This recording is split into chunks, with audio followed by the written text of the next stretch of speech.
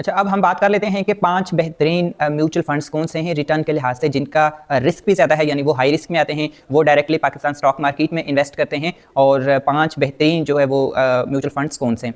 ये 2025 तक का डेटा है और इनमें जो है वो रिटर्न्स चेंज भी होते रहते हैं। अभी तक जो है वो पिछले 1 साल के अगर हम रिटर्न्स देखें तो जो यूबीएल है फाइनेंशियल सेक्टर फंड, वो पहले नंबर पर है और पिछले 1 साल में तकरीबन 91% का रिटर्न दिया है।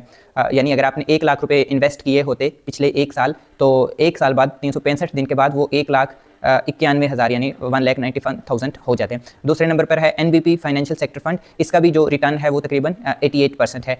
तीसरे पे जो है वो एमसीबी पाकिस्तान मार्केट फंड है, ये एमसीबी का है और इसका रिटर्न भी जो है वो 60% से अबव है। इसी तरह जो चौथे नंबर पर ही एमसीबी का एक दूसरा फंड है एमसीबी पाकिस्तान अपॉर्चुनिटी फंड, उसका रिटर्न भी तकरीबन 55 to 60% है। और जो लास्ट है वो बैंक अल हबीब की सब्सिडरी जो फंड है अल हबीब स्टॉक फंड, उसका रिटर्न तकरीबन 57% है। तो ये पाकिस्तान के 5 बेहतरीन म्यूचुअल फंड्स हैं। अगर हम बाकियों की बात करें तो बाकियों के रिटर्न्स भी जो हैं वो सिमिलर हैं। किसी के 2 सालों में अच्छे रिटर्न्स हैं, किसी के 1 साल में, किसी के 30 डेज़ में, किसी के 5 ईयर्स में, किसी के 3 ईयर्स में।